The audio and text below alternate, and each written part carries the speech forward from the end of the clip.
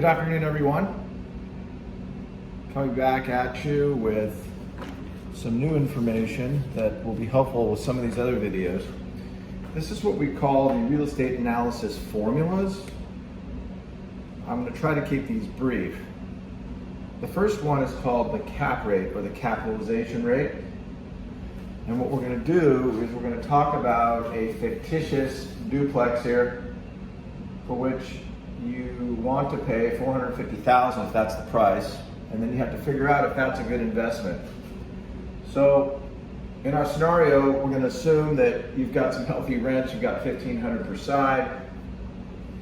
Your rent's $1,500 times 2 is $3,000 a month with the two sides added together.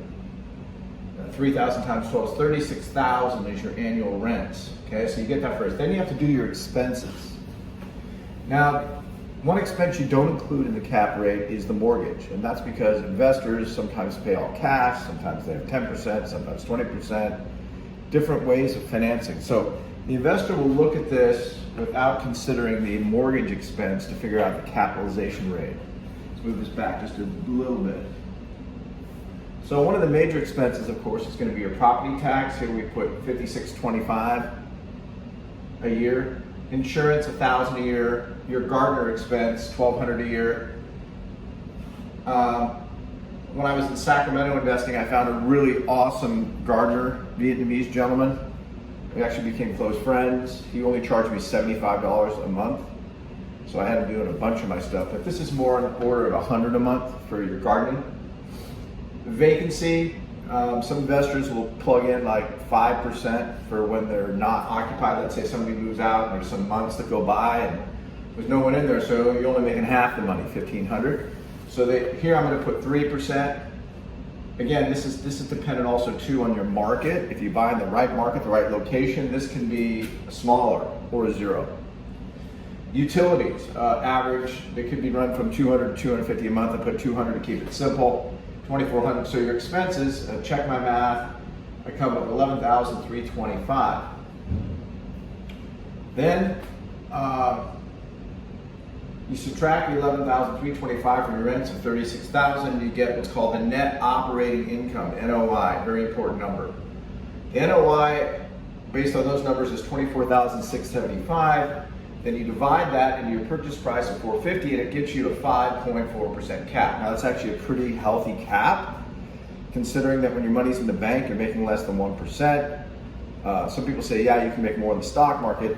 I'm a big believer in real estate because you also get the added effect in most of the time of appreciation, okay? So when the value goes up, that gains your equity and you make more money. So it's not just your cash flow. This is your cash flow analysis. Now, one thing you can do to soup this up, first off, you can obviously fix this up, make it nicer for your tenants. You know, get their permission, check with them, say, hey, would you like some new appliances? Would you like, I'm going to put some new carpet in here, we're going to paint, we're going to change out the lighting fixtures, we're going to put some more modern things in here that everybody likes, upgrade the landscape, do all that kind of stuff, make it really nice. I found you don't have to spend a lot, you know, $5,000 or $10,000 will go a long way, and even that might be a lot. So that will increase the value of the property. Also, it will increase your rents because it's more desirable. That's one thing to do. The other thing that you can do is, if you're buying in the right location, as we said earlier, your vacancy rate may be 0. And that was my experience, say, for example, in Midtown Sacramento. Utilities. There's a thing called RUBS, R-U-B-S. It's an acronym, apologies, I can't remember what it stands for, but I can tell you what it means, is that you pass along this $2,400 in utilities to your tenants and they pay that on top of rent. So you have to make sure in your rental agreements you have a clause that says you can add RUBS at any time because you can't go against your lease or your rental agreement. And then just give them a notification, hey, on August 1st, you're now going to be paying, in addition to your rent, your utilities. So what does that do to the numbers? Now you've gotten rid of $2,400 a year and $1,100 in vacancy loss. That's another $3,500 net to your bottom line, which is good.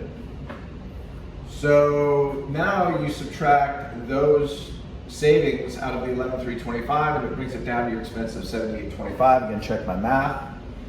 Subtract your rents, 7,825 from your rents, you get an NOI of 28,175 divided by 450. Now you're up at a 6.2% cap. You see that? Now what you've done is you've increased your cash flow. You're getting more net cash flow every month.